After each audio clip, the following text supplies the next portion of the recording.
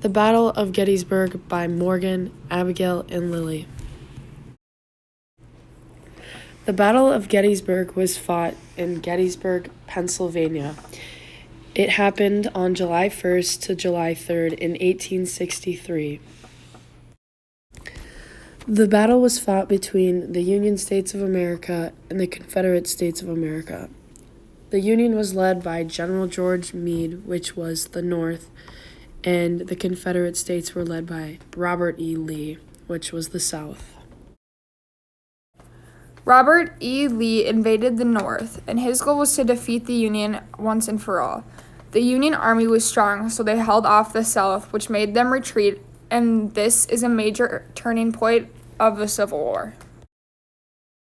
This map shows the movement of the Confederate and Union troops throughout the Battle of Gettysburg. As you can see, the majority of the arrows are pointing to the north because Robert E. Lee and his soldiers invaded the Union. The casualties for the Union were very high. They had 3,155 killed, 14,351 wounded, and about 5,369 captured or missing. The Confederates had the most amount of casualties out of the two. They had 3,903 killed, 18,735 wounded, and 5,425 missing or captured. In this graph, we compared the number of deaths and people wounded from the Union and Confederates. The battle ended up having a total of 23,049 Union casualties and 28,063 Confederate casualties. This also included people captured or missing. The number of soldiers engaged for the Union was 82,289. The number of soldiers engaged for the Confederate side was 75,000 people. This is known as the bloodiest, deadliest battle in the Civil War.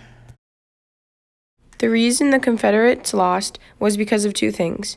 The first one was because the Confederates had fought defensively because the Union pushed them back, which greatly affected them.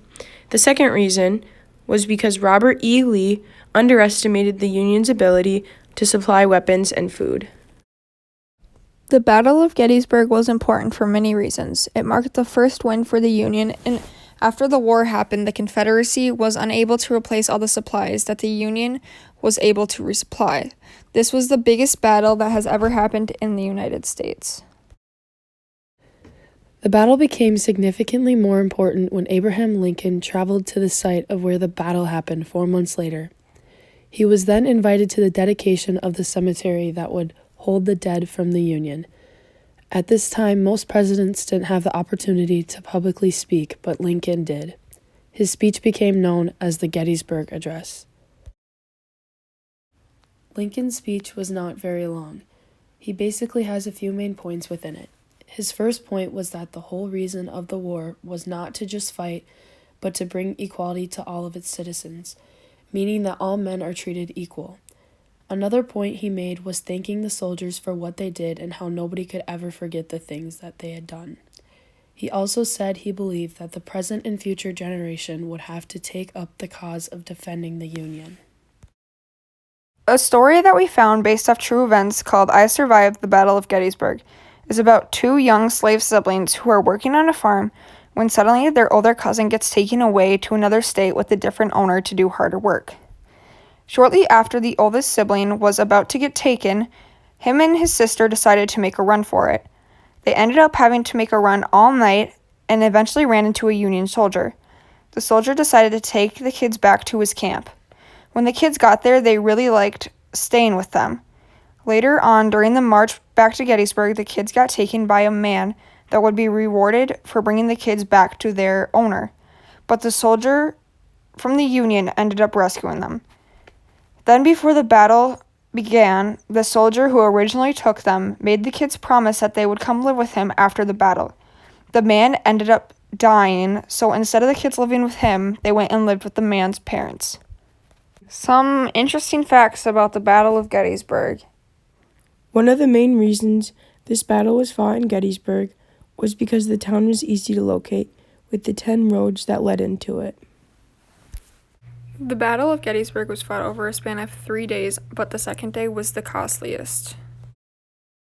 Another fact is that on the first day, about 16,000 men died.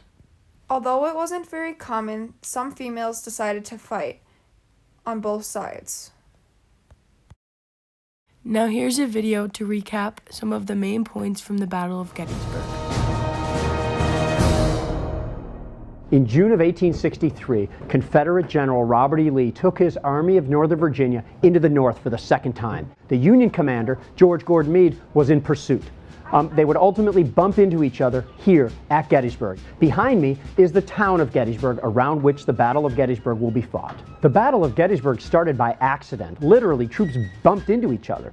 General Lee heard that Meade was pursuing him, and Lee concentrated his army. The Union vanguard is already here as well, and they're going to bang into each other north and west of town on McPherson's Ridge. It's an intense fight. Ultimately, the fight will grow until north of town. You're going to have the Union 11th Corps fighting against a corps under a guy named Richard Ewell.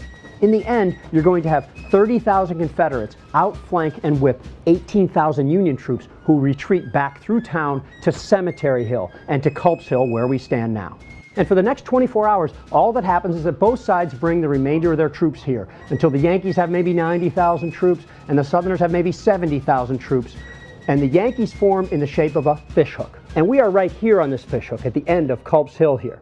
The Union line will continue along Cemetery Hill behind me, Cemetery Ridge, and eventually end over on Little Round Top. The Southerners line up around that line, basically formed on the most distant tree line you can see way off in the distance, okay? If General Lee needs to go from one side of his army to the other, it's 6 miles. Meade only has to go 2.5. Meade is also on the defensive. Meade has more men on a more compact line, and Lee is more strung out, and Meade finally has the home field advantage. On the second day of the battle, Robert E. Lee decided to take 20,000 troops under James Longstreet and attack the Union left, and take maybe 5,000 to 10,000 and attack Culp's Hill. But the attack on the Union left flank took place first. The Southerners are going to have to get over there without being seen opposite the Union lines. Ultimately, the Southern line will attack what's called an echelon, where a couple of brigades moved in, and then a couple more, and a couple more. And ultimately, Longstreet's men will make fierce attacks. First they'll fight at Devil's Den and Little Round Top, and then onto the wheat field. And then they actually have found a gap in the middle of the Union line, troops that had gone to reinforce some of the fighting in other areas. But the Confederates can't quite push through it, because wherever they show up, Union reinforcements from inside Meade's strong fishhook position arrive and push the Southerners back. Ultimately, the bloodiest fighting at Gettysburg, the second day on the south end, will come to a close without a decisive result. And while Longstreet is attacking the Union left flank, the Confederates are beginning a huge artillery bombardment on the Union right flank, here on Culp's Hill. That bombardment wouldn't do anything. The Confederate attack doesn't come for long, until long after, actually, the fighting on the Union left flank is mostly over.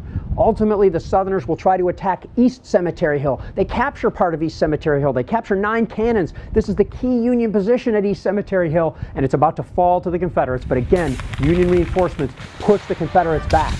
The Confederates have a little bit more success here on Culp's Hill. Culp's Hill consists of 2 hills, an upper hill and a lower hill. This is night fighting, very odd in the Civil War. The Confederates easily capture the lower hill, but they're unable to capture the pinnacle of Culp's Hill. The next day, the fighting resumes, where the Confederates try to capture Upper Culp's Hill. The Yankees return with even more reinforcements, not only recapturing their old trenches in Lower Culp's Hill that they had lost, but maintaining their possession of Upper Culp's Hill. On the third day, having already tested the Union left flank and the Union right flank, the Confederates opted to attack the Union center, and this is what we now know as Pickett's Charge. Pickett's Charge is going to take place in the fields behind me, and on the afternoon of July 3rd, you're eventually going to have a great moan go up from the Union line. This is after a huge artillery bombardment, but the moan comes not from that, but rather from the beauty and pageantry of a great Confederate assault. 12,000 troops advancing across that field, you can see over my shoulder.